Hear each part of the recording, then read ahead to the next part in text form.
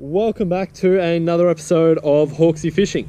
This is part 2 of the light tackle lure combo walkthrough. If you haven't seen part 1 already, go check it out up here.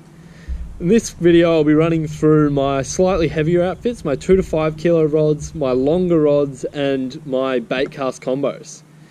These rods here, I haven't got as many in each specified rating as I did in the 1 to 3s and 2 to 4s. Purely because I'm not doing this sort of fishing as often, and I've tried to get away with one rod to cover a much broader range of techniques. Anyway, make sure you subscribe to the channel and let's go get stuck into it.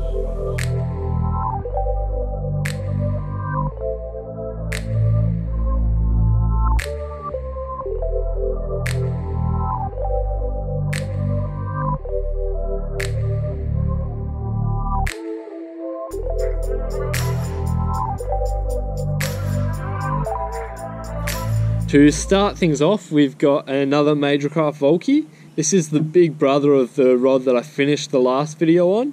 Again, 6'6" long, this time it's 5 to 10 pound. It doesn't sound all that different, but it is a very, very different rod. Much, much heavier than the previous one. Once again, the 2500 size reel, but it does balance a bit nicer with the metal body reels like this Certate here. For me, this is basically the same sort of scenarios as the last one, those boat hulls, or in particular the natural heavy structure. More so targeting estuary perch and bass with this one though. Again, treble lures are slightly nicer, but being a little bit heavier, it does okay with the smaller spinnerbaits, smaller chatterbaits and jig spins and that sort of thing. But it is definitely more at home throwing surface lures, little diving lures and that sort of thing. Alright guys, next up we've got my Daiwa Black Label V2. This one is 7 foot long, 3 to 5 kilo, and again matches up with those slightly heavier 2500 size reels. This here is a really fast action rod, which most rods in the Black Label series are, and is fantastic for plastics fishing for those larger fish with really bony mouths. I've used it occasionally on brim, but this for me is really for those snapper and your smaller mulloway. Getting home those heavier gauge hooks into those mouths, you need something that's got a bit of poke in the tip to get it in. The length for me, 7 foot, is just that fantastic all-rounder. I can still pull off some really accurate casts, but at the same time I don't feel like I'm choked down on that cast distance when I'm out on the bay fishing those open water reefs. Alright guys, next up we have my most recent purchase. This is a Millerod's Finesse Freak. It's 7 foot 5 long and 2 to 5 kilos. I grabbed this one specifically for working open water on the kayak, whether it be lakes for trout, flats for flathead, or I might even give it a bash on the snapper out on some of those open water reefs I spoke about with the Black Label. Basically just looking for really long casts with this guy, sending lures a long way, covering a lot of water. I have also fished it to the snags on one of the few opportunities I've got to use it, just because I couldn't tie knots and this had the right lure on it already, and was pleasantly surprised with how accurately I could cast it. So it might get a look in some of those situations where I want to sit a long way off the snags and work lures, or if I've got just an edge I'm trying to fish to in a lake. Next up we have a Shimano Lunimus. This is probably a series of rods that not a lot of people have heard about. I actually imported this from Japan. It's designed for land-based sea bass fishing. It's 8 foot 9 long and 3 to 10 pound. Once again, this is basically designed for sending lures a very long way, except for from the bank rather than from my kayak. There's a lot more options available now than when I purchased this, but one of the main reasons I actually got this was for the tubular tip. Everything else I could find in around these specs, that sort of sub 9 foot and also less than 2 to 5 kilo or less rods, had a solid tip, which is fantastic for some things, but personally I find that tubular tip is a much better all-rounder. Lets me work things like bent minnows for trout and flathead, as well as your diving hard bodies, and still does pretty well working your plastics too.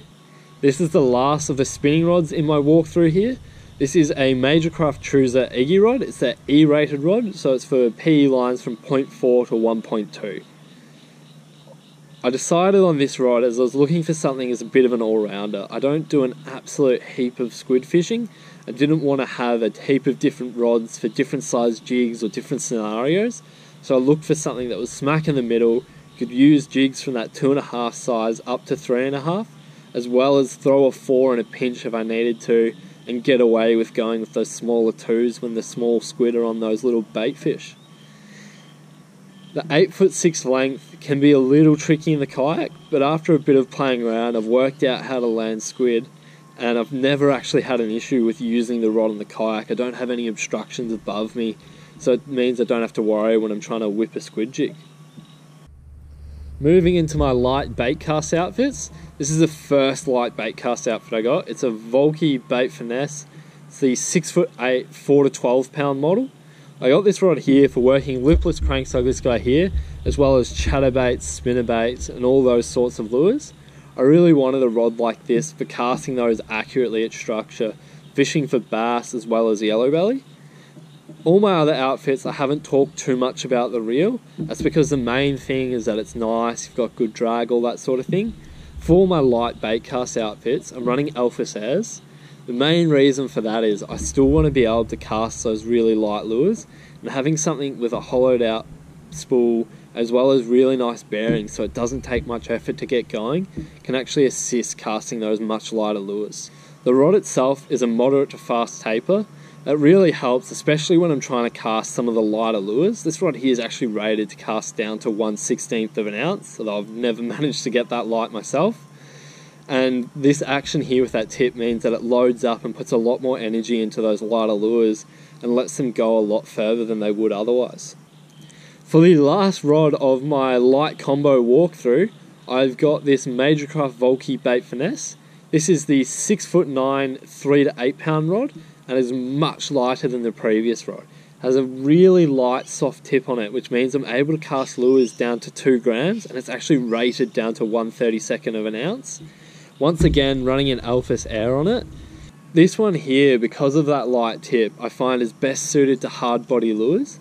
I have tried it with chatterbaits, spinnerbaits and plastics, and I found it can cast them and work them fine, but it does struggle a tiny bit with the hook sets, especially with those heavier gauge hooks that you get on some chatterbaits and spinnerbaits. This isn't what I'd consider a really essential combo. I got it because it's a lot of fun to fish with this style of rod. Anything I do with this can realistically be done with an equivalent spinning rod and a little bit of practice with cast accuracy.